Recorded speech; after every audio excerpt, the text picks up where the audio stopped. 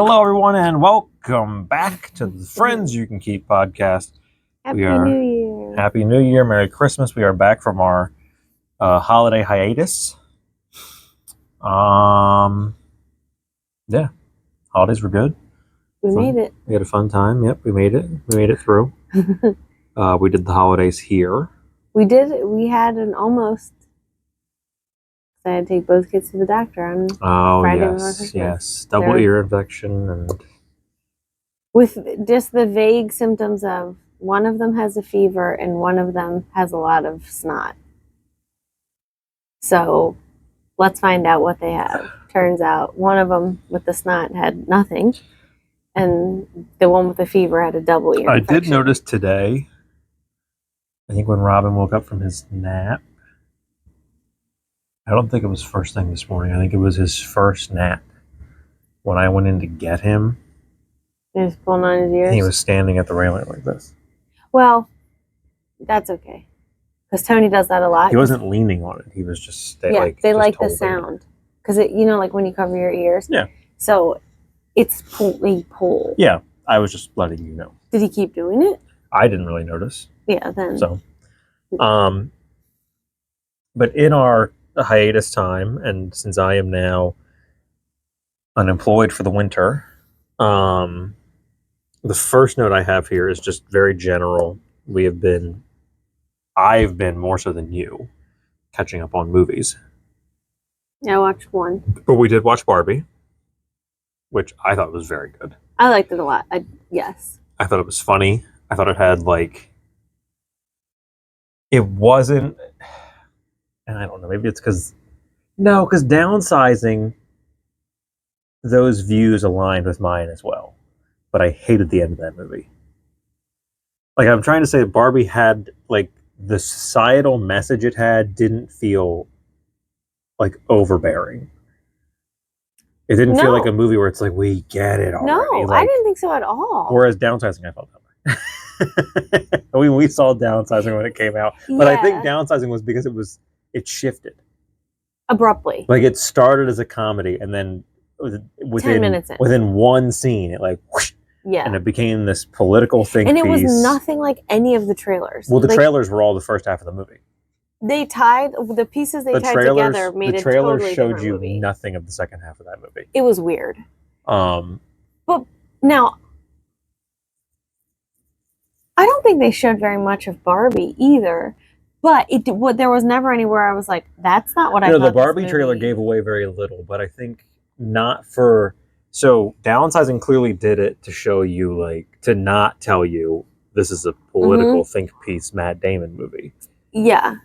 Barbie did it the way Marvel does it, where, we don't want to give away there's details and stuff like that. Not, twists and turns, but there was a lot of little, oh, I didn't see that coming so much. When I think... But they were really I think, too, because it was a comedy. Yes. That you also do that thing where you don't give a lot away in the trailer because you don't want to give away a lot of the jokes. And they definitely didn't. They didn't. It's also intelligent. The only joke I really, really remember from the trailer is, do you ever think about dying? Well, no. I don't think I ever saw that in any of the trailers that I watched. The two that I remember are him when he's like, can I stay over tonight? Oh, yeah. Uh-huh. And she's like, for what? And he's like, because I'm your boyfriend. And she's like, well, what are we going to do? And he's like, I actually don't know. Yeah. And then when he's at the hospital, and she's like, I will not let you perform an appendectomy. And he's like, why? But I'm a man. Is there a doctor I can talk to? She's like, I am a doctor. And it's a janitor or something walks by. There he is. Doctor. Yeah, I didn't remember. Well, and I don't think I saw very many trailers for it. I think I watched maybe 2. And all the ads I saw were the same. Yeah, it was always the same one. But I enjoyed it a lot. It was a lot longer than I was expecting. So we watched Barbie, really liked it. We saw Wonka. Oh yeah, yeah. And I can tell you, as the credits started to roll, my immediate thought was, because for those of you that are not in the know, if you have not been paying attention and playing the home game, Willy Wonka and the Chocolate Factory is my favorite movie of all time. Big distinction. When Willy or Charlie. Yes. When the credits started to roll on Wonka, the thought did run through my mind of this might be my second favorite movie of all time. It was so and I don't know good. what it is. I don't so know good. what it is about, because I love Willy Wonka so much because it has so many elements. Because there is a bit of a suspense element to it and a drama element because those kids are all dying. There's the element of Well, you don't know. musical. It's a comedy. Like, it's got a lot of things going for it. Yeah. Whereas this movie, like, it's definitely musical. This one's a lot more musical. See, here's the thing. My mom and I talked about this too. I think what you're experiencing is, and you and I touched on it, the musical of Wonka exists in a post Hamilton, post Greatest Showman world, where now a musical done like Wonka Yeah. is fantastical and it's very over the top. Yeah. Whereas Willy Wonka as a musical comes across more of a White Christmas, Singing in the Rain, like music just kind of exists. Almost like one of those movies where people were singing and you're like, does anyone else know? Like Enchanted, where it's like, does everybody know the words to this song? But like it doesn't. White Christmas, it's a little bit more fantastical because of all the dancing. Because like when they do their little musical numbers and they sort of like and dance, Singing in the Rain, stuff like that. Yeah, differently. Yeah, and at one point they're in that like different room and on that like water platform. Yeah, thing. But I think also in the original, because the songs are very short. Because people, no, they're not. They're full-length songs. They don't feel like it, though. I don't know, they are. People forget that Willy Wonka, because I think a lot of people, like the negative press that Wonka is getting from people online, I think is because, A, people did not know it was a musical. And I don't know if maybe it's just me following too much movie shit. I knew it was a musical.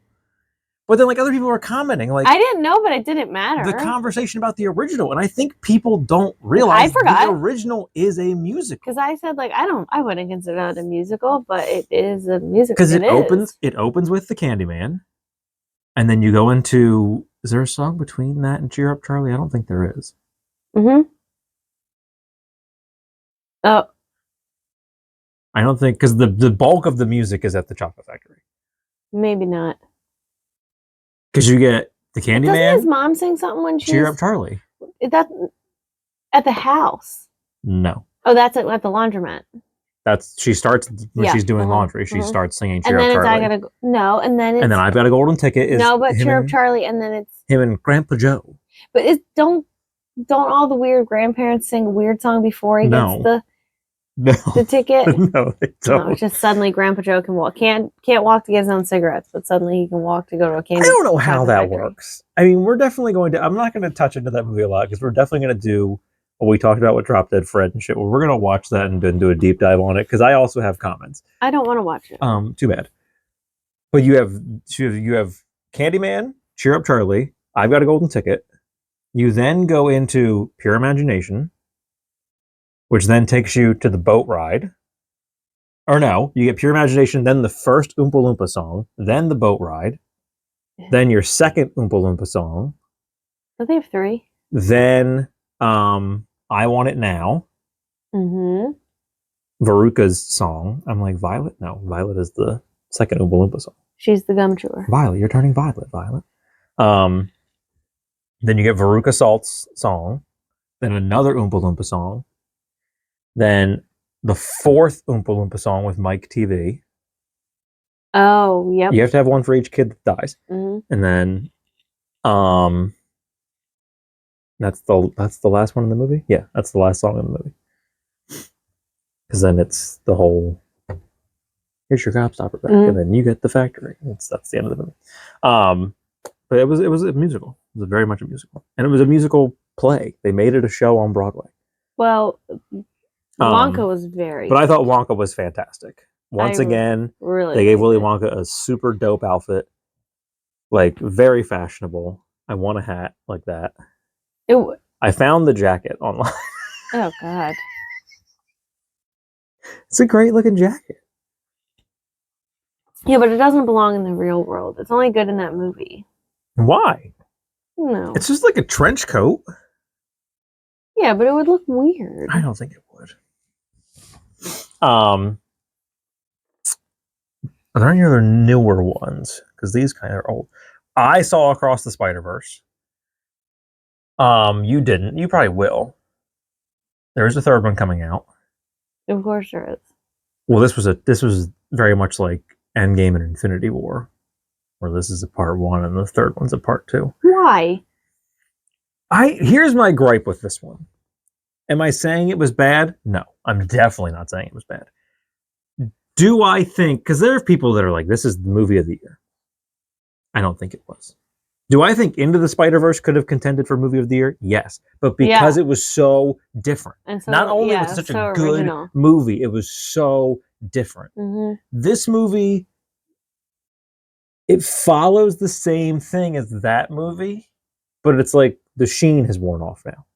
Yeah, that's what happens. Like, so it's That's not. why trilogies aren't Is it always a the best way good to movie? go. Yes. But to me, it's not as exciting as the first one was because the first one was so different. Well, and you already know there's a whole bunch of Well, and this Spider-Men one, and like the Spider. well, and this one Ham and- plays into a storyline that is very like you're beating a dead horse. So this is not giving anything away. This is in the trailers. The point of Across the Spider-Verse is there's like a council, not really a council, I don't know. It's like all the spider people are part of this group. And there's a main group of them that when there are things, so after the end of Into the Spider-Verse, there is shit happening in different multiverses that's fucking up reality. They have to go to those multiverses and fix it to keep reality from collapsing in on itself, essentially. And I forget what they call them, but like they go to one and Miles stops a canon event. This is where it gets weird. So a canon event happens to all the Spider-Men. And what they're talking about is shit that happens in the comics. Like Uncle Ben dying. It's supposed to happen to you because you're Spider-Man. And I'm like, so is this a weird, like, we're acknowledging that the comics exist in this movie? Is this some weird fourth wall shit of like... It seems like it. It was a very strange thing that I feel like Spider-Man wasn't Bible? that I feel like wasn't fully. Yeah, that's what it almost felt like. That's weird. And it wasn't weird, but it wasn't fully explained as to like, yes, we're breaking the fourth wall. We're all aware that Spider-Man comic books exist. Because then it's like, well, who was the first? Like Peter Parker who dies and Into the Spider-Verse? The Chris Pine Peter Parker? Like, is he the benchmark? What are we doing here? It was very weird. But then they explain to Miles that because the villain in this one is the guy in the first movie that brings the spider that bites Miles Morales. Mm-hmm. He brings that spider from a different multiverse. So Miles Morales was not supposed to be bitten. Chris Pine Spider-Man only dies because Miles Morales got bit. And there can only be one Spider-Man per universe or something. I don't know. It's whatever that biblical bullshit gets into. So that's why Chris Pine's Spider-Man dies. So then the good guy, who's the head of the Council of Spider-Men or whatever, tries to kill Miles Morales. Or no. So Miles' dad is going to die. Because that's his canon event. So he's trying to prevent him from going home to save his dad. And then he's trying to leave the multiverse that is all the Spider-Man people to go save his dad. And then that's the switch of like, oh, maybe this guy who we thought was the hero is actually the villain. And I'm like, oh shit, we've done this in like 4 billion other movies. Yeah, I probably won't see it. Like for it being a Spider-Man movie, Into the Spider-Verse was original and the concept was original. It was just him fighting a villain. And that villain was Kingpin, but it wasn't, nothing felt stereotypical about that movie. And then you come in with this one, and it's like, oh no, the guy who's supposed to save the day, who's this weird, brooding fucking emo guy, turns out to be the bad guy? Shocker. Yeah. I don't think, was Tony home? To the end, I think he came in. Yeah, because I don't think he cared for it. Well, he didn't really.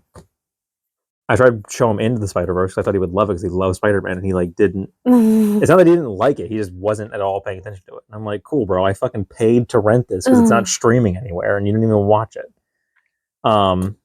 What I am curious about in this movie, I have to go back and watch it again because maybe I missed it. But the guy who is the bad guy, Pedro Pascal, is the voice of him. It shows when he's giving you his backstory.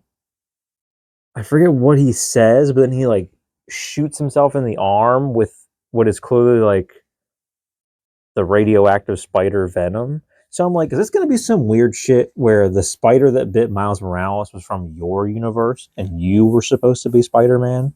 Maybe. So then you just made synthetic shit to make yourself Spider-Man? And now you're pissed at him because that was supposed to be you? But I don't know if that's for the second movie, if they did talk about it and I just missed it. Other new ones. I saw Maestro. You did not. Fantastic movie. I've been too busy with my HBO documentaries. I know I have to re-log in down here and probably on, well, I don't know about the Roku upstairs or not, but I tried to put on Sesame Street this morning for the boys, and HBO was like, log in through your cable provider. And I'm like, Jesus Christ, if she changed the fucking password again, I'm going to lose my shit. Oh, yeah, I haven't been on since Wednesday. So. But I thought it was fantastic. That's on Netflix also. Maestro. I thought it was absolutely incredible. I will watch that one. I think with the two movies that I've seen, Bradley Cooper is one of my favorite filmmakers. Doesn't he only have two? Yeah. So he's got A Star is Born and Maestro. And both incredible movies. Yeah. People can say what they will about A Star is Born. I loved it. I will never watch it again, but sure. I've watched it. I've seen it twice. That's enough. I think I've seen it 3 times. It's just not one that's got a lot of... And I cried the first 2 times. It's a heavy movie. Like, it definitely has... The worst part of the movie is when he pisses himself at the Grammys. I can watch that entire movie and be fine. But the second he pisses his pants at the Grammys, I'm like, that whole scene is so hard to watch. Then to the end of the movie. See, I think the rest of the movie is fine. Yeah, but when he goes to rehab... It's still heavy, but it's not... That scene is... It's too much. They leave you in that scene purposefully. Well, yeah. Mm-hmm. That's okay. I didn't notice till the second time that you see his body hanging in the garage. Mm-hmm. I mean, these are spoilers, but that movie's how old now, so... Well, it's also like the, 4th iteration of that movie? But he kills himself differently every time. Yeah, but he's still Chris Christopherson, I'm pretty sure, just walks into the ocean. Oh, weird. I think it's him or the guy before him. I would like to watch the other ones. I want to watch the Streisand one, and I want to watch the Judy Garland one. Oh, I'm not watching the Judy Garland. I think there's 4 of them. I don't want to listen to her sing. Sorry. I don't know how much there is, though. Because from what I've seen, I think this one was the most musical. How old she is. Because, like, older Judy Garland is hard to listen to. Which one swapped? One of them switched. What? One of them is switched. Or they're all... This one's switched and the rest of them aren't? No. No, there's no way it's the lady in all of them. Well, who's older? Chris Christopherson or Barbra Streisand? I don't know.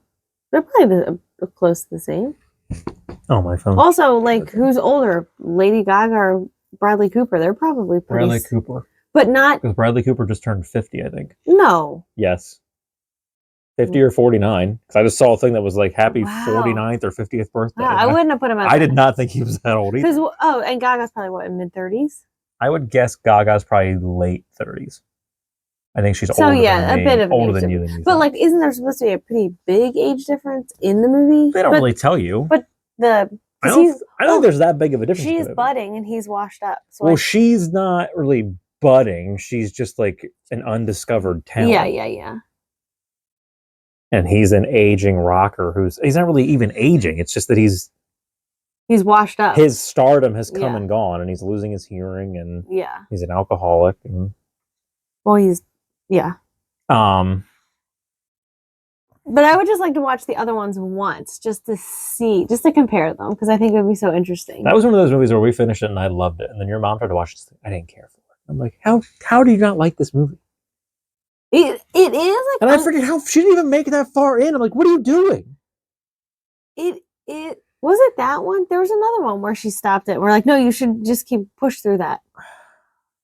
Just I don't remember. get right through that, and then fast forward through that part, and then the rest of it's worth I just it. remember A Star Is Born and Bluey, because she had to power through Bluey because of the early baby. But then I explained, I'm like, no, you gotta finish that episode because Yeah. there's a reason. And when I told her why Yeah. it's an early baby, then she was like, oh, I get it.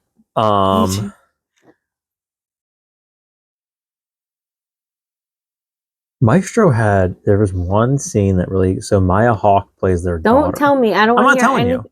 You are. I don't want to hear I'm anything not telling you. about I'm it. just telling you Maya Hawke plays their daughter, and there's one scene that The really. girl from Stranger Things? Yes. Who's Maya Hawke? She's the girl Ethan from Stranger Hawke. Things. Ethan Hawke and What's her name? Uma Thurman's daughter. Yeah, okay. Who is the gay girl in Stranger Things. Is she gay? Yes. The whole point of her first season is Steve is going to, like, you think Steve's going to ask her out at the end of the season. And then whatever episode they kind of lead to that, she tells him that she's a lesbian. I just did. Sure. Because that whole season is him being, like, broody about fucking what's her name? Nancy. I'm like, Will's sister. Is it Will? No. Mike? Mike's sister. I don't know. That show's a fucking mess. I can't wait to watch all these 40-year-olds play high schoolers in the last season they're going to do. I forgot that there was even more happening. Yeah, and everyone's like, what the fuck are you doing? You're going to make me not believe these kids are in high school for much longer. These kids are like in their 30s, and you're like, one day has passed since the end of last season. I don't remember what happened in the last season. Did you watch it? Yeah, I did. Well, I didn't remember if we watched it together or not. Was it the mall? That was 2 seasons ago. Where they blow up that thing with the fireworks? Yes, it was so fucking bad. That was the horrendous 3rd season. No, because that season ends with them in the weird thing with all the coke, and they sing the never-ending story at the end. Yeah, it's the mall. No. Yes, that's the mall. It's the mall, and Hopper is dead. Did we see Hopper come back yet? I don't know that you watched last season. Yes, I did. I did. Because Hopper comes back. Which, don't even get me started on the fact that they gave that away in the teasers. Like, how fucking hard is it for you to make a TV show? Number one, we all knew he wasn't dead. Because it's 2023 or 2022, whenever that season came out. If you don't see a body, they're not dead. Number one. Number two, well, they also don't give that shit away in the teaser. Like, come on. No, they show you at the very end of the season. No. Yeah, remember you see a guy and they don't show that it's him. No, they show you like the prison, but you don't.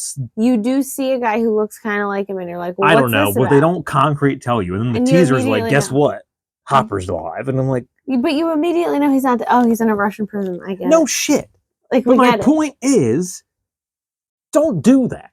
Oh no, I remember now. I remember now. They're back with that guy. Yuri? Yeah. No. Yeah.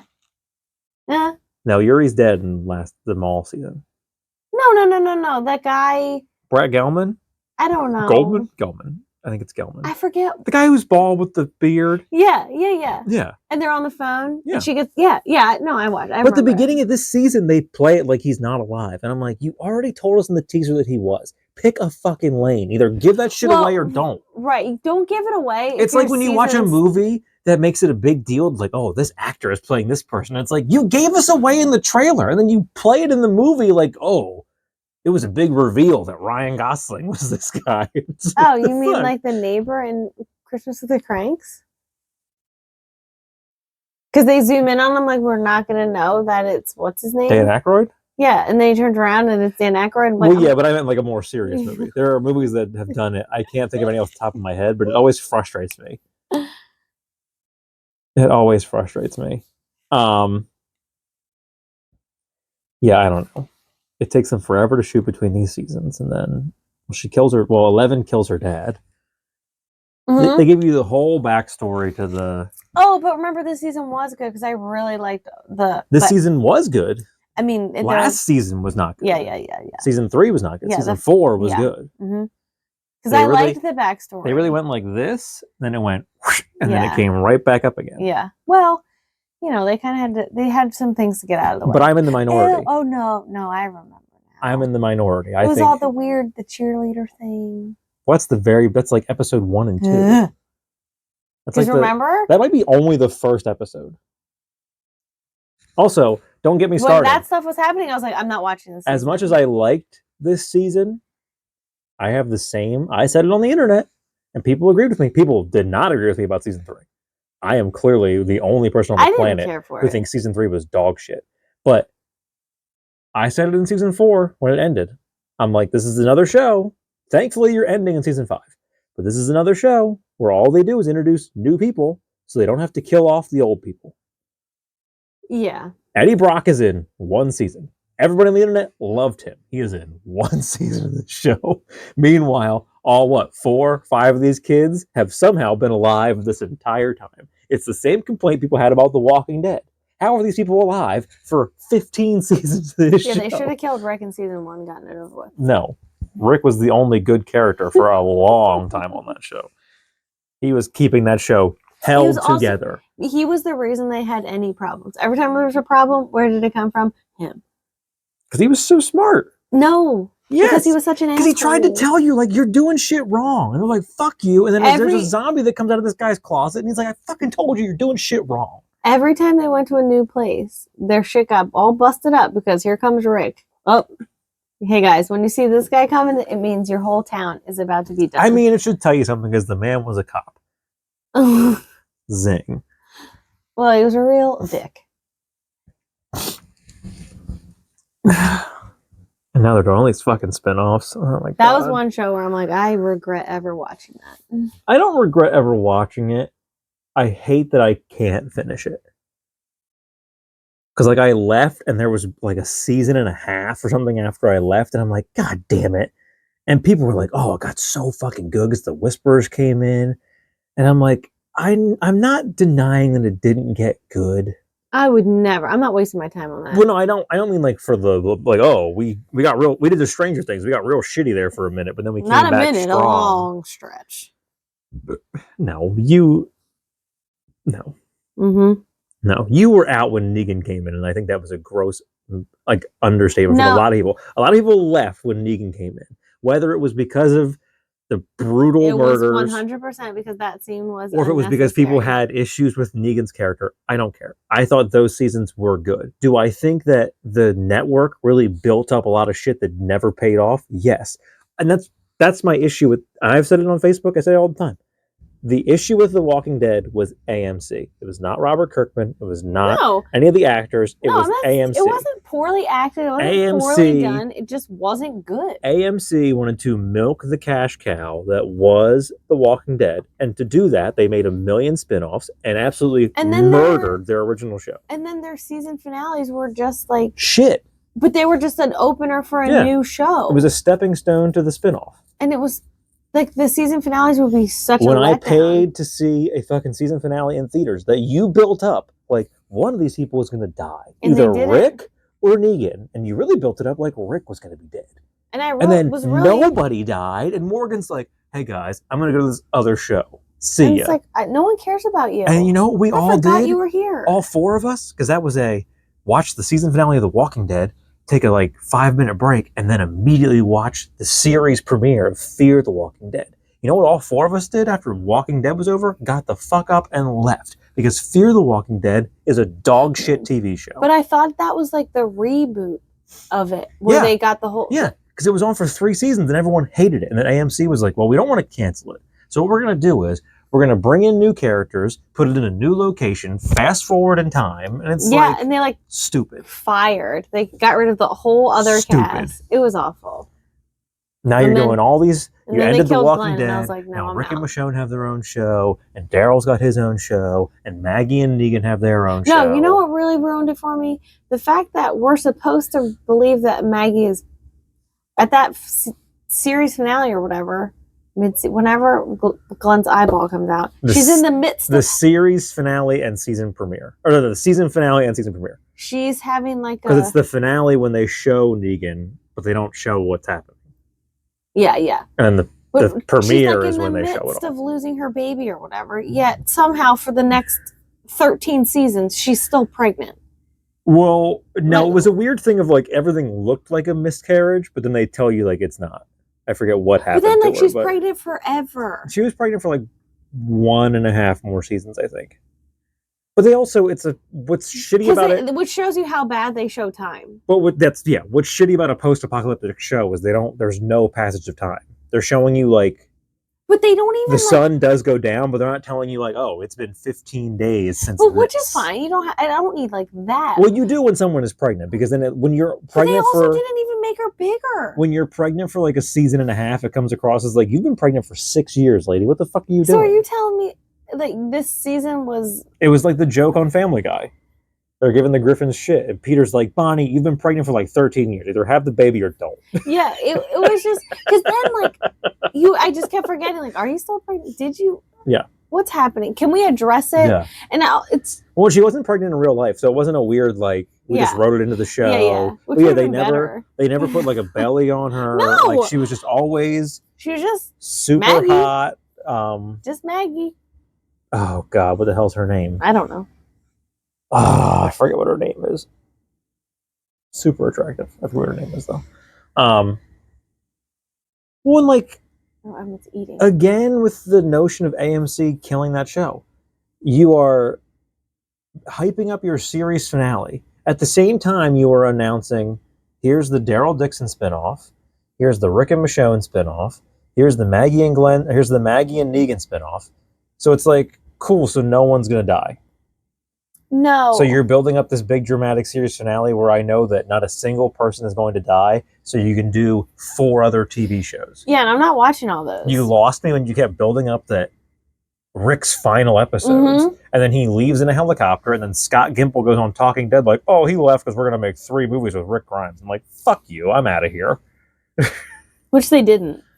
No, he came back for a TV show. Well, because I think the response from viewers was probably and COVID happened, and it probably was just a thing of like, screw it, we'll just do TV shows. I forgot that was all pre.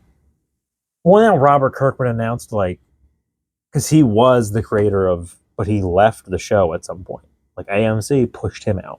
Wasn't there like AMC pushed Frank Darabont out? Like there was a whole bunch of shakeups, and it was very Game of Thrones, and like, in the sense that Game of Thrones, we ran out of books. Wasn't there some sort of claim?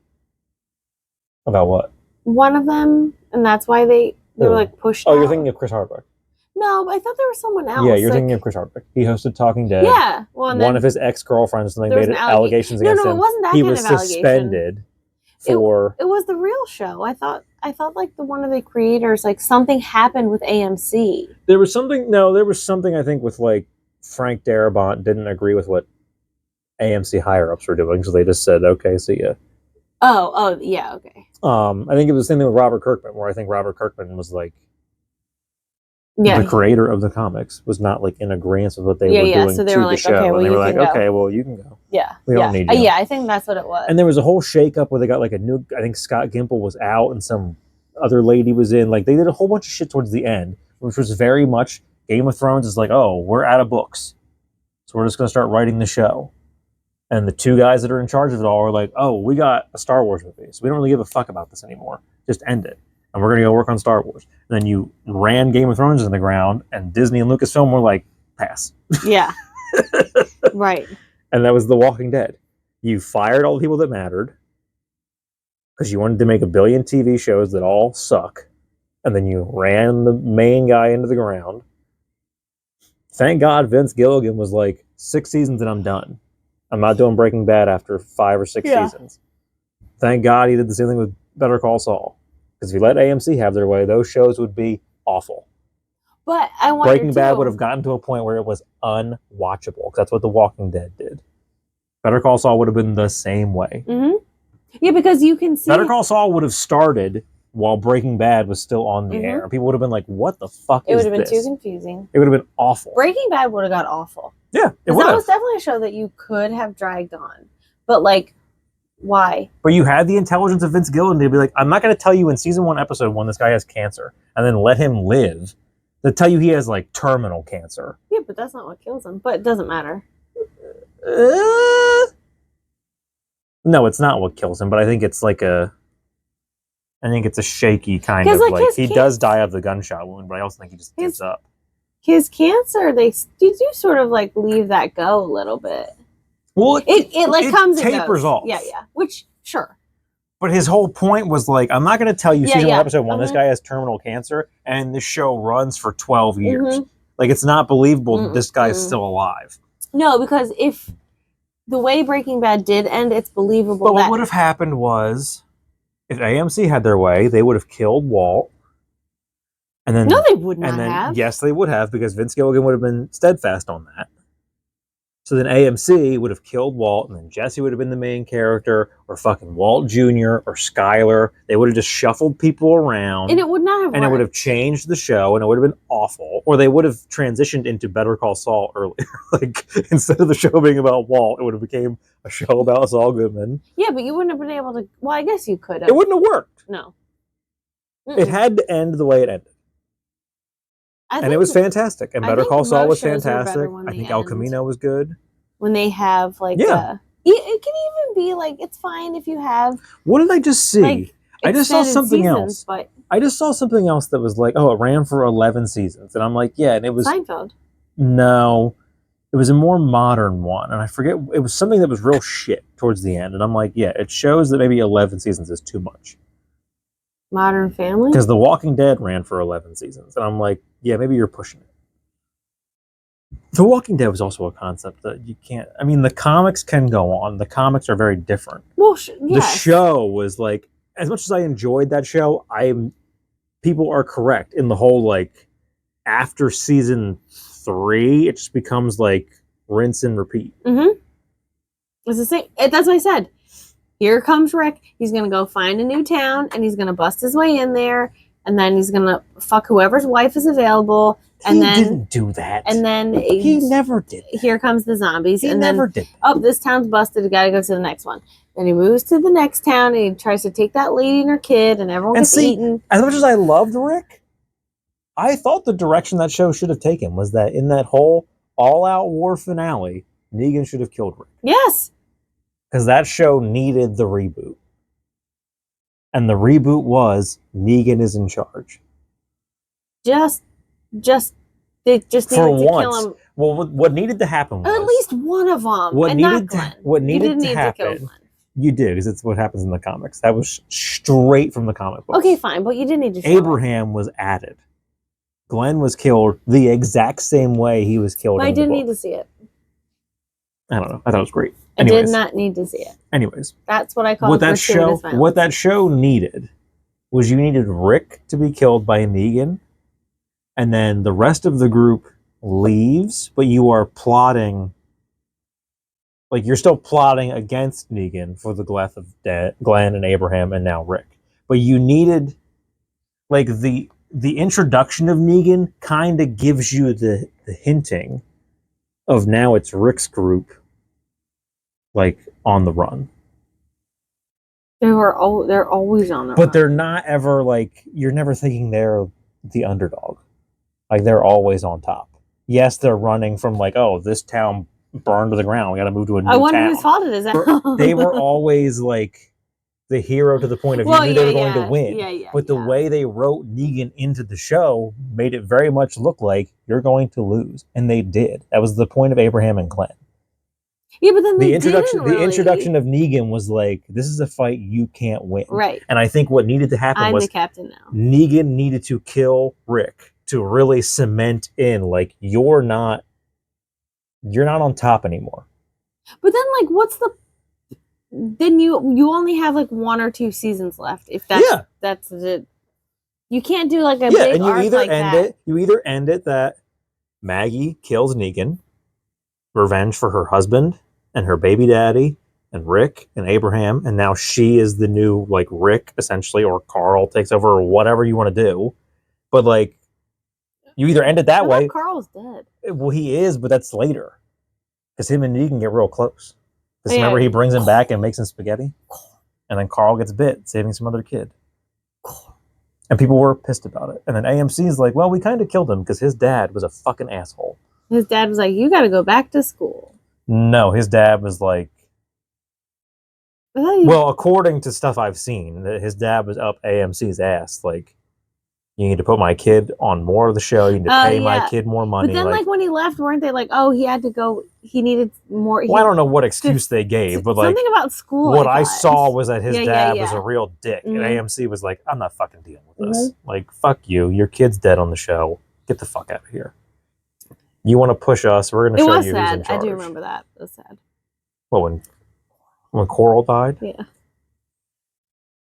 Such a shitty way for him to die. That's what pissed me off. You know who wasn't sad Saving that they some died? kid. Lori. Saving some kid, and he gets fucking bit, and I'm like, God, and like I knew he got fucking bit. Like the way they shot that, I'm like, Jesus Christ, he fucking dies from a zombie bite. Come on. All this dangerous shit you've done for the past season and a half, and this is how this fucking kid dies? Saving some other schmuck? Fuck off. Isn't he like playing with a gun in one of the seasons? Yeah, he shoots his dad. He shoots Rick in like season 2. Oh wait, who shoots the guy who sleeps with his Shane? wife? Yeah. It's Carl. Does he kill him? In the comics, he does. I don't know if he does it in the show or not. I mean, someone does. Well, what you're thinking of is he accidentally shoots Rick. Maybe that's something. Like right after Rick comes into the fold in season 2, he shoots him, and he is in like medical leave in fucking Herschel's house. Herschel, devastating death on the show. That was a sad death to watch. Anyway, I don't want to talk about it anymore. How the fuck did we even get there? I don't know. You were talking about stuff you watched. I'm trying to think about things I've watched. Oh, I did watch. I've watched.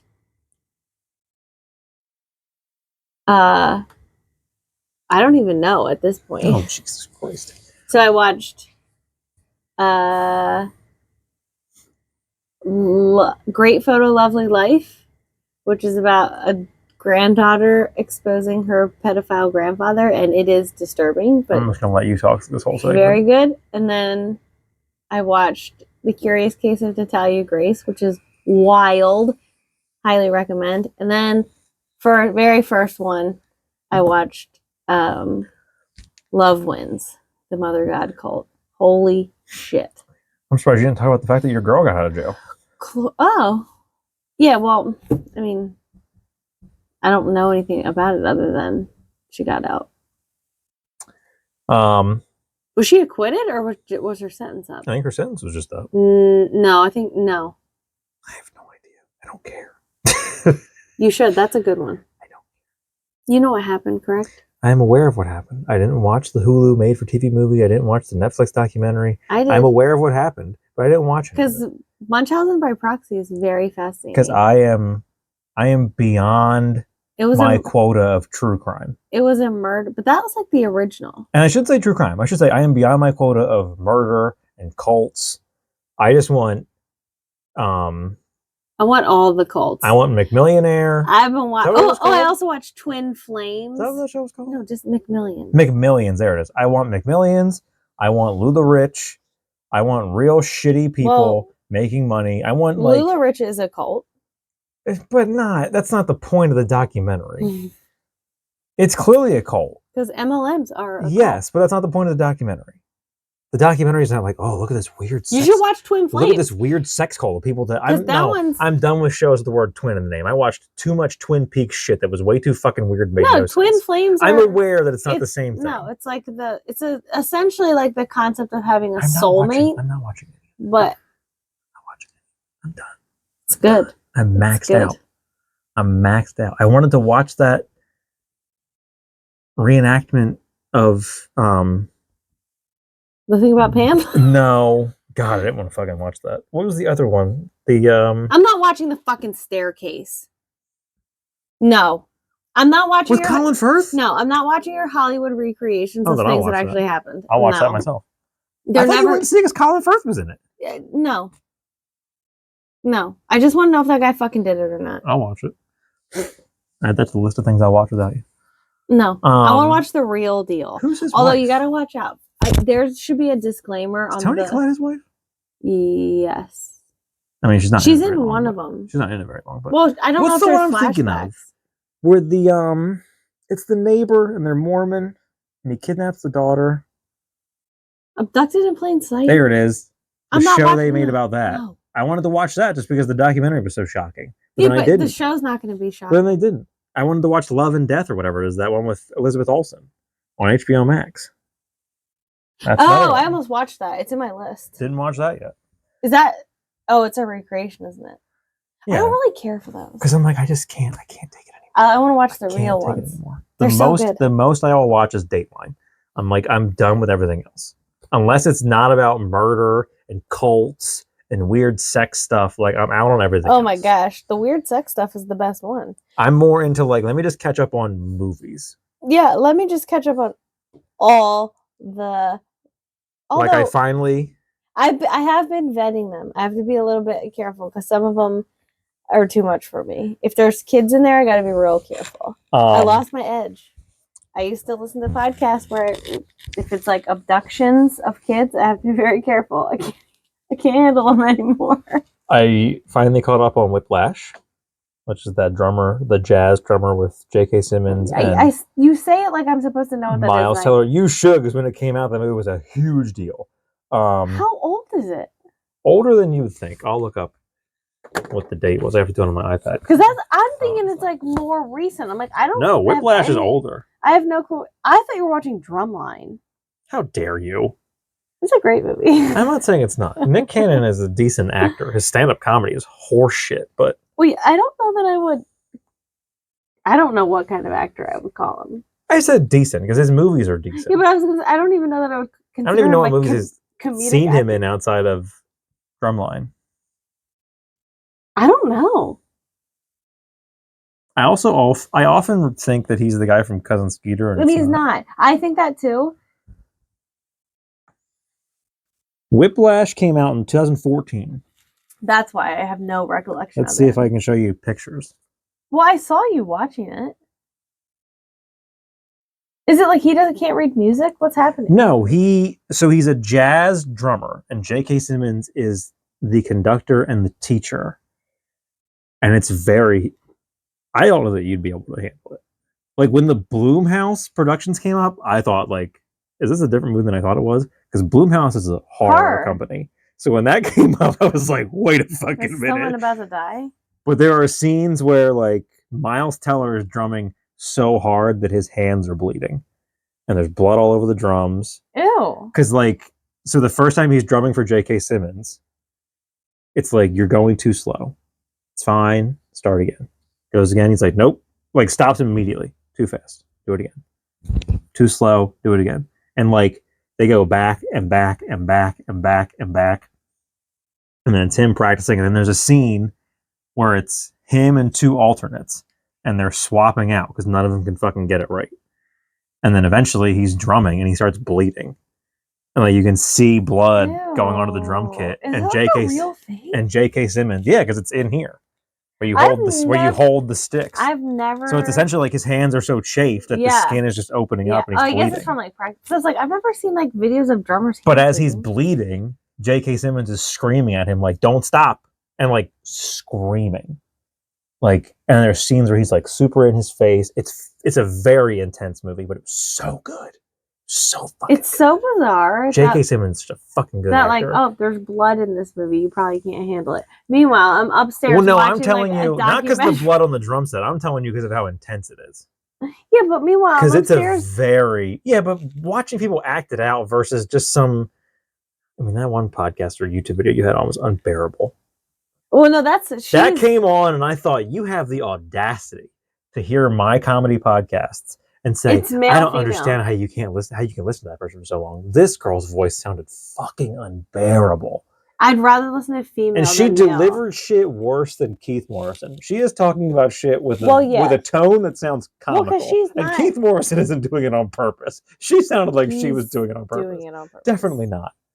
Definitely, I think he's just a weirdo. No, because when you watch the interviews with his kids where they talk about him, I think he's just a weirdo. No. Yeah. No, he knows what he's doing. I don't think he does. He does. I don't think he does. He does. I don't think he does. He's an actor. He knows what he's doing. I don't think he does. They all do it. You should hear some of the other ones. There's another one who says things where like, we don't say that anymore, sweetheart. Well, no, I don't think it's just Between him. 2020 and Dateline. I think Dateline and I 2020. think he is very genuine. I think it's also the way He's an asshole. I think it's the way they cut Dateline around. Well, sure, yeah. Because I guarantee you, if you went back and watched old Keith Morrison, it's probably not as hilarious as current Keith Morrison. Because he knows that it's what people want, so he's doing it on purpose. See, I don't think it's full blown him. I think it's more Dateline is telling him I think he has stayed the same. I think he's just genuinely weird. Like his response is genuine, but it comes across like it's also a voiceover. No, the funny shit is him like face to face with people. No, yes. The funny shit is when he knows that woman murdered her husband, and she's like, "Well, I don't know where he was that night," and he's like, "Really?" Like it's just, or when he just drops the F-bomb. But that's the thing of quit fucking around. I think that's the thing you have to understand too, is like you're saying that he's doing it on purpose to be funny. But when you watch Bill Hader do it, and then you watch Keith Morrison do it, he's not leaning into it like this is a comedy. No. You're laughing at it because of the way it is presented. It's like the whole Stephen Avery doesn't own any underwear. And the camera just holds on that person for a minute. They wanted you to laugh at that. But I think they didn't hold there as like a dramatic pregnant pause. They held there because they knew you're going to hear the line of "There's no way this man raped that woman because she remembers her attacker wearing tidy whities." He's been doing Dateline for this long, and he hasn't. But my point is, but it must work somehow. Not maybe not for like the viewer, but something positive must come out of his interviews that he continues to conduct them that way. So like it must be unsettling enough for the always spouse who killed their I think he is genuinely good at what he does. Spouse.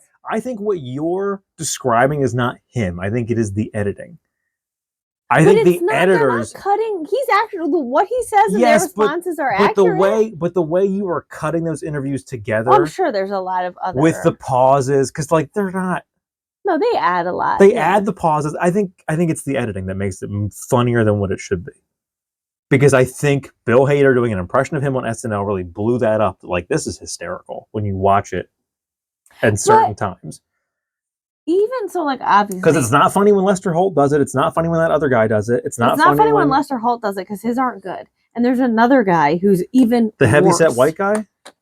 Yeah, I forget what his name is. Joe? Maybe? I think it's Joe. The guy who talks like this. Like, it's a very gravelly voice. The things he says, it's like, you can't say that anymore. Like, we could say whatever we want. Says, like, this is Dateline. Tonight on Dateline, it's like it's the murder of a co-ed. Like he still fucking says co-ed, and he also was. Oh, she was a very beautiful woman. The victim was a. Stop it. None of that is relevant. We no longer, when we're talking about deceased woman, we no longer talk about whether she was attractive. But that's not a matter of it being okay. That's a matter of bringing you in as a viewer. No, it doesn't, because we all, immediately, the second you say that, I'm like, I'm done here. But that's you. It's everyone. No, the male audience of Dateline, when you hear like a co-ed was murdered, you're like, why? The male audience of Dateline? I have to see if this lady was hot or not. No one is watching. No male is. No. It's the female audience of Dateline. That's the only audience you have. They're going off of like, your husband is also in the room. So they want to entice your husband to watch it as well. So it's like, oh, this co-ed. And they're like, oh, you've now piqued my interest. Yeah, but also to not yell at my wife while this is on. No husband wants to watch where like, oh, well, the husband did it. Because immediately your wife's going to be staring at you like, remember last week when you did this? Are you going to murder me? Anyways, Whiplash is very good. I'll show you the trailer. Because you probably, if you saw the trailer, you would probably be like, oh yeah, that movie. It's very intense. It feels similar, but I don't know why in my mind, like I can't separate it from that. Came out the same time as Foxcatcher, which I also really want to watch. Oh, really? I'm pretty sure. So that came out, what did I say, 2014? Yeah. Foxcatcher. I didn't think Foxcatcher was that old. It's older than you think. I thought it was. I thought that was after I Met You. Foxcatcher came out 2014. Wow. That's the boxer? There was a lot. No, wrestler? I think a wrestler. Yeah, he's a wrestler. But there's some sort of crime, right? Someone dies? Olympic wrestling champion Mark Schultz speaks. That's not what I wanted. Oh yeah, this is the plot. Oh, whoa. I didn't. This is not the plot. This is the movie. We just want to know. Wikipedia, a 2014 American biographical psychological sports film produced and directed, blah, blah, blah, loosely based on the events surrounding multi-millionaire E.I. DuPont family heir and wrestling enthusiast John DuPont's 1986 recruitment of two 1984 U.S. Olympic gold medalist wrestlers, Mark Schultz and his older brother David, to help coach U.S. wrestlers for participation in national, world, and Olympic competition, and the subsequent murder of David Schultz by DuPont in January 1996. Yeah. Spoiler. Even though I don't think it's a spoiler. So the coach kills the brother. The recruit, because John DuPont recruits the two coaches, but I'm guessing he's the head coach. Oh, right. And the cast is Steve Carell. And what's his name? Channing Tatum and Mark Ruffalo. Which one is the one that dies? I'm going to guess Mark Ruffalo. I could be wrong. I was going to guess Channing Tatum. I wish in the plot they would have put. But that was another one of those movies that that I wanted. That and Whiplash, both the trailers were super intense. I really wanted to see that. And people were like, "Holy shit!" And then it came out, and it happened, and people were like, "How did this not win Steve Carell a fucking Oscar?" Also, people because that's another one. Steve Carell in that movie was one of those Steve Carell is unrecognizable. In this movie. He's got a lot of prosthetics. I will say, there was a lot of guff about Bradley Cooper and Maestro. He looks like him. Yeah. When they show the actual footage at the end of the movie, I'm like, he actually does look a lot like him. And there are scenes in that movie where I'm like, I couldn't tell you that was Bradley Cooper. I mean, there are close-ups where I'm like, that's definitely Bradley Cooper. But especially when he's older, Leonard Bernstein with his cigarette, I couldn't tell you that was Bradley Cooper. Because the big issue was the nose. Prosthetics that he used. The issue was his nose. But he spoke with the family and they were like, oh, it's fine. Because the internet sucks and no one can do anything anymore. Well, because everyone assumes that your intentions are bad. So I saw Whiplash. I watched BlacKkKlansman. Very good. That was Adam Driver and John David Washington. Mm-hmm. Very good movie. I probably won't watch it, but it was very good. Spike Lee does good movies. Coming from a white guy, Spike Lee makes good movies. I mean, it just wasn't one that was on my. This movie called Copland. I can tell you. Is it old? It's 1997. Yeah. I watched it. Okay. It's an okay movie. Who directed it? So this guy also directed James Mangold. Did you also watch Funny Farm? Mangold? I did. Okay. He also directed. Because I was like, is Chevy Chase in this one or is he in the other one? Oh, God. Could you imagine Chevy Chase in Copland? Well, I didn't know. So the guy who directed Copland, to give you an idea of what this movie is, so he directs Copland. So his first movie was called Heavy, never saw it. Copland, Girl Interrupted, Kate and Leopold, Identity, Walk the Line. Wait a minute. Men in Trees, which is a TV series, 3:10 to Yuma, Night and Day, NYC 2022, Vegas, which is a TV series, The Wolverine, Logan. Oh boy. Ford versus Ferrari, and the newest Indiana Jones movie. What is wild to me that Girl Interrupted is in there, and then he did Kate and Leopold. And Walk the Line. Sucked. I didn't see it. Just look at the cast of this movie. Oh, that really fucked the. Now I really want to watch Girl Interrupted. So just look at the cast of this movie. This is why I watched it. I can't see any of those people. Well, you don't need the pictures. Look at the half of the names. Stallone, Harvey Keitel, Ray Liotta, Robert De Niro, Peter Berg, you would know. I'll put it on this picture. Janine Garofalo. There's Peter Berg. No. But sort of. Is it Collateral? Where's the backbone? I don't know. Fucking iPad. Looks like there's still none at back. There it is. Janine Garofalo, Robert Patrick, you'll know. Kathy McCarthy? That guy. Oh. Who's been in a ton of shit. Michael Rappaport.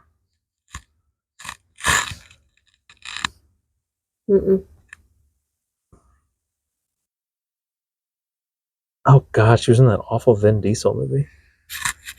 She was in the Paw Patrol movie? What? There's an ad for Paw Patrol.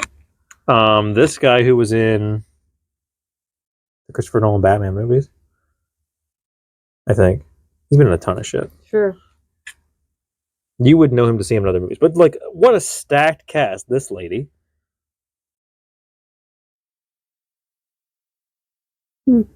Okay.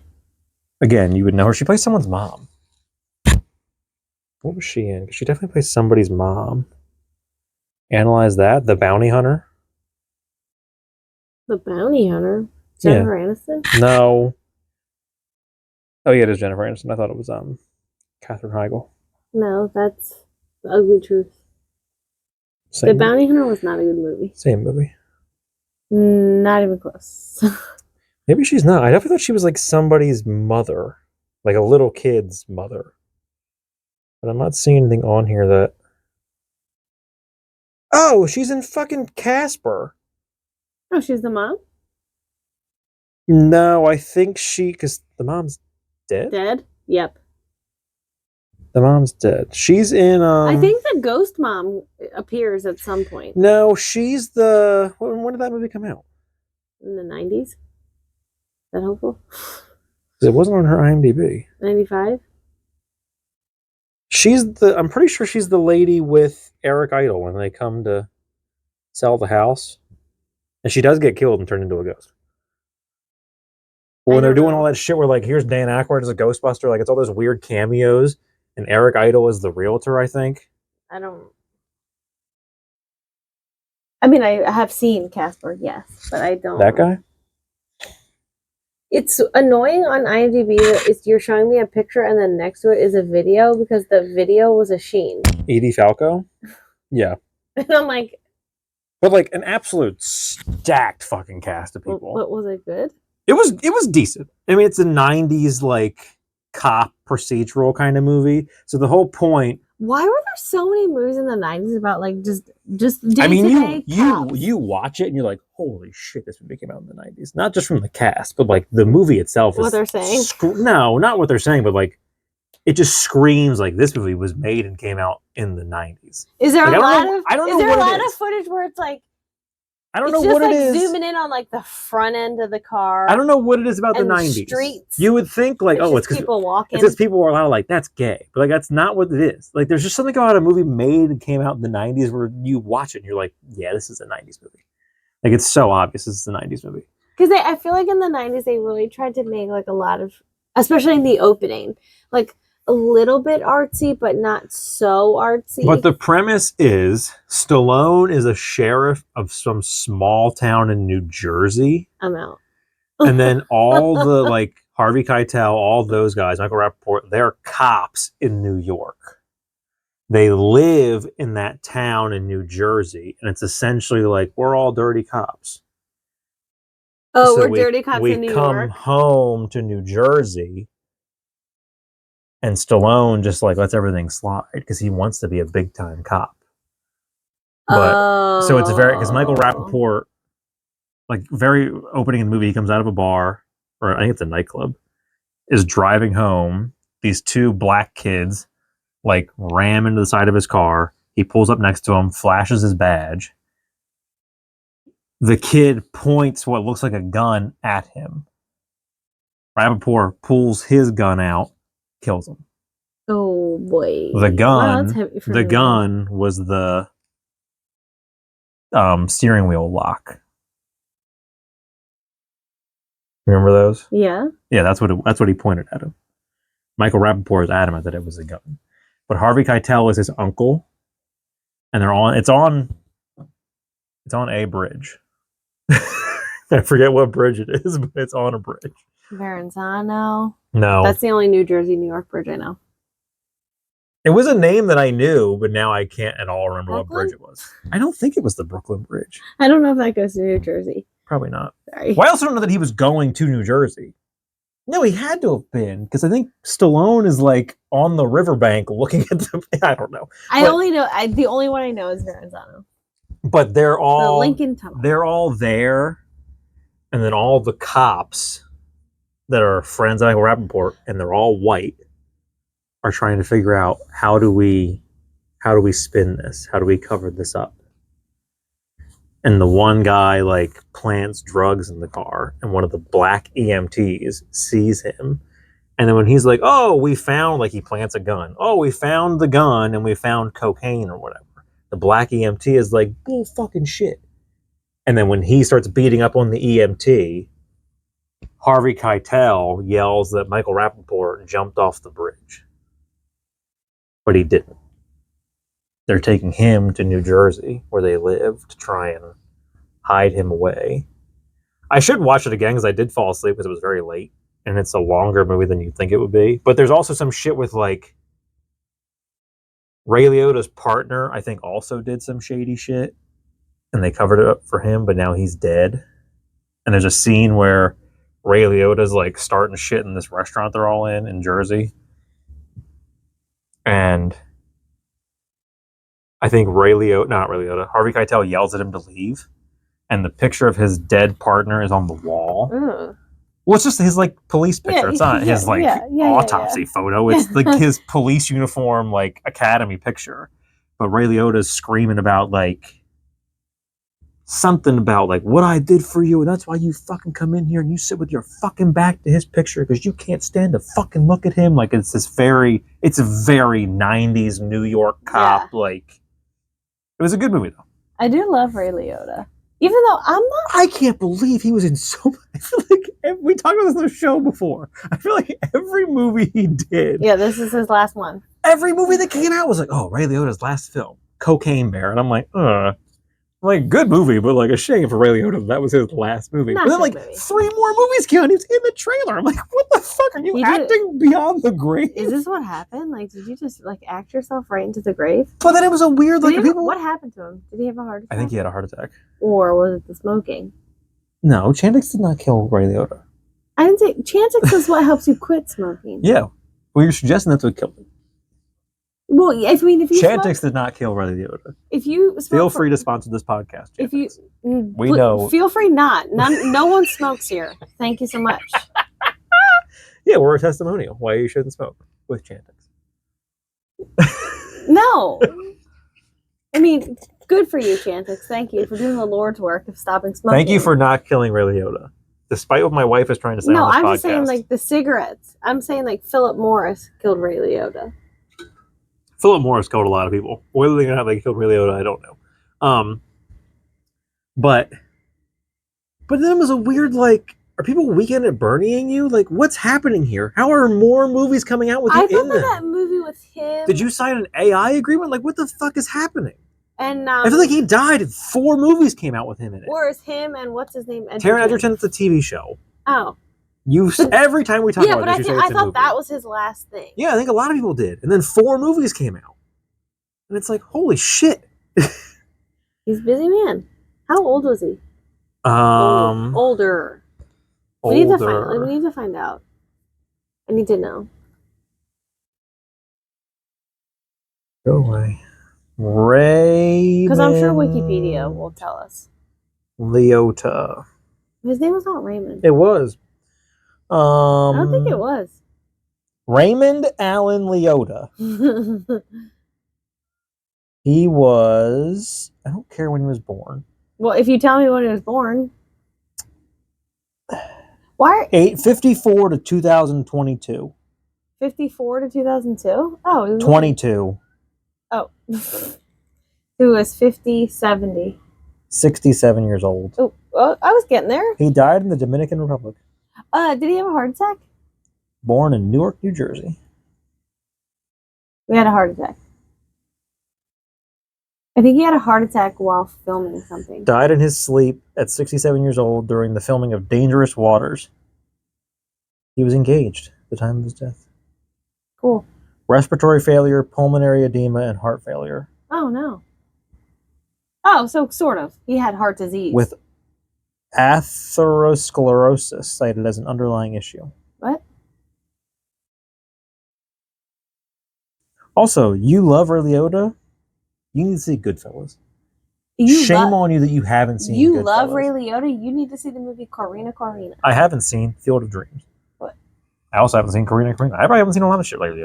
I like him as an actor, but I'm sorry. You've never seen Field of Dreams? no. Sure, I'm aware of that, but I've never seen the movie. What? I'm not a big Kevin Costner guy. Have you seen The Bodyguard? Yeah, I've seen The Bodyguard. Okay. Have you seen Yellowstone? No. No. Is it dead? No, I was making sure. I don't know why I thought of it. It keeps like curling over to the side. The last movie I have written here to talk about, I really want you to let me spoil it for you. No, I want to watch it myself. Oh God! I'll leave this room if you're going to spoil it. I'm not going to spoil it, but I really want to because Leave the World Behind was so. But I need to read the book, and I don't want you to ruin the movie because it will ruin the book. It won't. Then I'll be annoyed. Trust me when I tell you that if I ruin this movie for you, it will not ruin the book. No, you're not telling me anything. Nothing. But you need to watch it. No, I'm gonna read. Watch the shit tomorrow. Then go on and speed read it tomorrow because I need to talk about the end of this movie with somebody. I need to the read end of this book. movie was such dog shit. It's just it's not a priority for me.